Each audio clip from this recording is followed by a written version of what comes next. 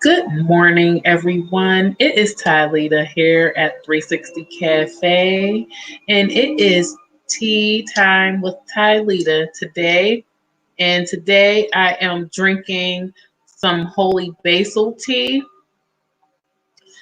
and it is really, really good. The flavor is very mild, and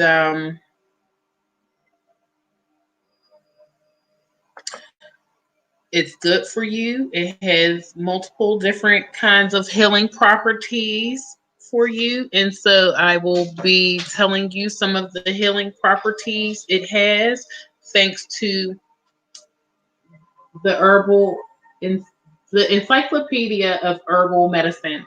I purchased this book some years ago and it has been quite a return of investment since I've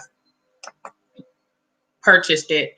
Um, Things that I like about the book, it gives multiple different herbs and information on the herbs.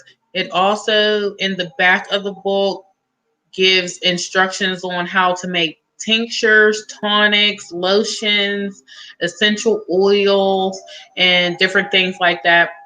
And it also goes into great detail about um, the different ailments that people tend to suffer and what herbs can treat those ailments. It's a really, really nice book. Again, it's called The Encyclopedia of Herbal Medicine. And so, some of the healing properties of holy basil is that it's an antispasmodic. Those of us that may suffer from chronic illnesses and different things like that, that may make you suffer from muscle spasms, holy basil is good for that. People that suffer from gas, it's also good for people that suffer with gas. I'm trying to get my life in order. Please give me a second. Um, Next, it helps to lower blood pressure. Excuse me, not blood pressure, but blood sugar. And I know that a lot of us, we take in a lot of sugary foods, yeasty foods, starches, things like that that turn into yeast in the blood. And so holy basil tea is good to help clear up some of that yeast in the blood. It also helps to reduce fever. I know that from time to time we all get sick and we may suffer high fevers. We don't always have to run for the aspirin. And I do know that many people aren't able to take aspirin. I have a girlfriend of mine, she's allergic to it. So if you have any of those issues and you can't take aspirin to lower or reduce your fever, try some holy basil. It is also an anti-inflammatory herb. In any disease that is present in the body, it is all due to mucus, and mucus creates inflammation, in the words of Dr. Sebi. So get rid of those inflammation and mucusy causing foods. So I would like to share with you all. Tomorrow will be the 1 year anniversary of us being inside of our storefront. We will be having a celebration from 6 to 9 p.m. at the gallery on Penn, 5935 Penn Avenue, Pittsburgh, Pennsylvania, 15206. So if you're in the area, please stop by, come have some food and drinks, and it's going to be a party. And next week, next Tuesday, I will be celebrating my 2 year business anniversary. Never in a million years did I think that I was going to become a business owner. And never in a million years did I think that I would have lasted past the first year. I know that that may sound a little pessimistic. I'm not a pessimistic person.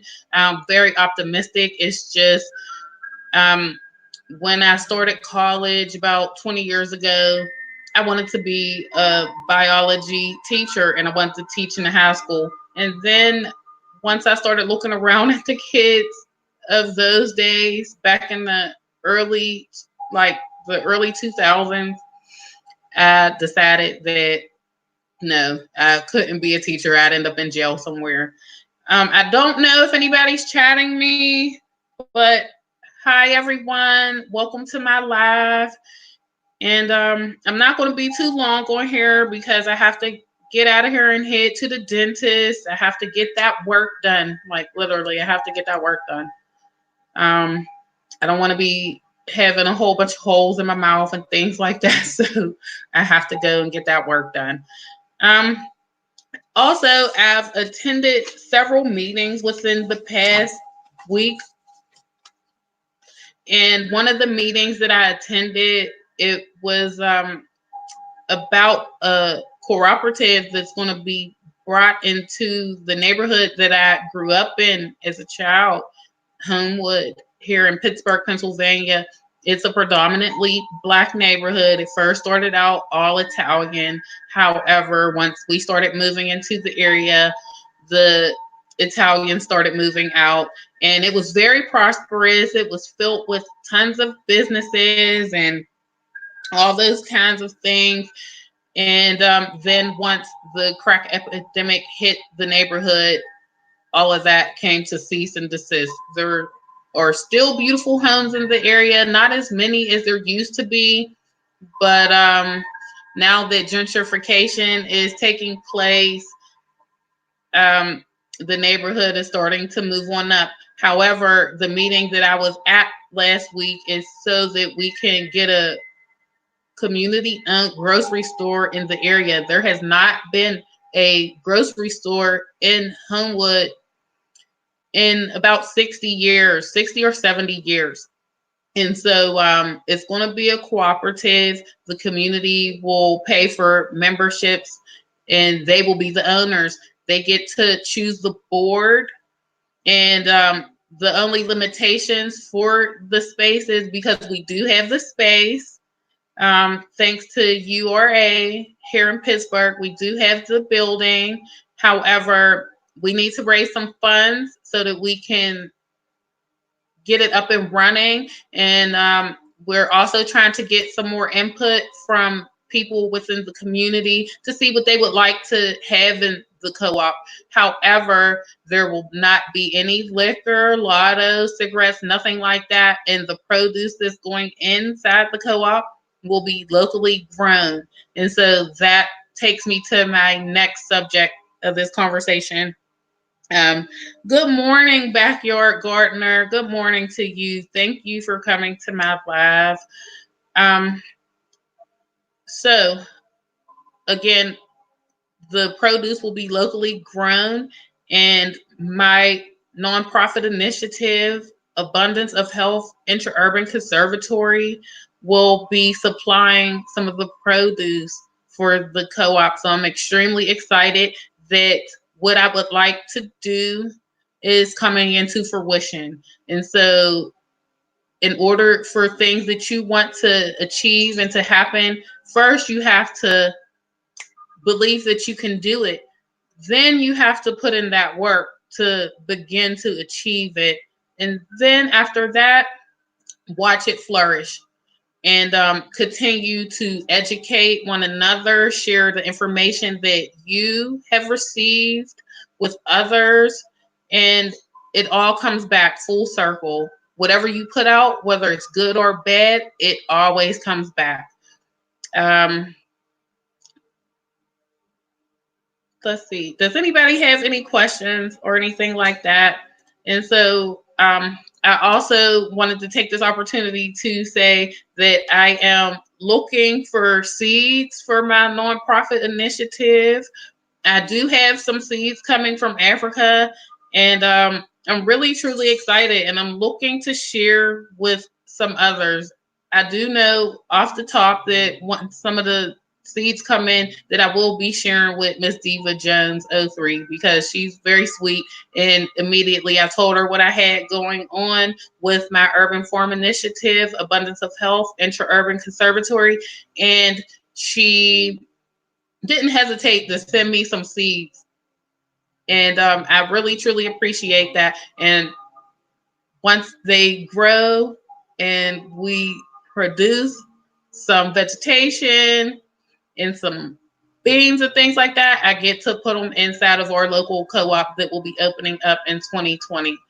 I have a few things in mind that I will be having my brother-in-law send me from Africa because he has his own farm. I don't understand how he has the time to do any of this because he's been working for Exxon for about 30 years and he owns a school in Nigeria and now they're about to open a high school and then a college because the last time I was there, he did say he was trying to retire, and I'm just like, well, it doesn't seem like you're trying to retire to me. But he's going to send me some soursop seeds, some Andorra. Andorra is a fruit that's like an orange, but the texture is very different, and it's sweet and it's tart, and it'll grow very good in the warmer climates. And so, anybody that's in the warmer climates, I wouldn't mind to share any of those with you. They have a vegetable. They call it vegetable. It reminds you of spinach. I'm going to have some of that brought over here. Some roots from the banana trees. I was brainstorming, thinking of all kind of things that I could have brought over here from Africa, so that we could really be organically eating. And I want to take this opportunity to also thank the gardening community. They have been very receptive and warm. I just want to say that I appreciate that. I've met a lot of people virtually that are really, really nice and have really good content. Um, for instance, I've learned so much in the past 2 months since I won't say the person's name, but at first I started following that channel because I thought that I was going to learn some things there, but it just led me to run away because I don't want anybody throwing their religion at me because I'm not going to throw my beliefs at you. I'm not going to be disrespectful to people. Or anything like that. And I just didn't like how that person was talking to women and being disrespectful, kind of like Dr. Jekyll, Mr. Hyde, bipolar, like bipolar, like the weather here in Pittsburgh. I don't have time for that. All that negativity, I return it to the sender. But because I followed that channel, I found some other channels in that same interest, and it led me to just a bunch of amazing people, very nice. They know their stuff as far as when it comes to gardening.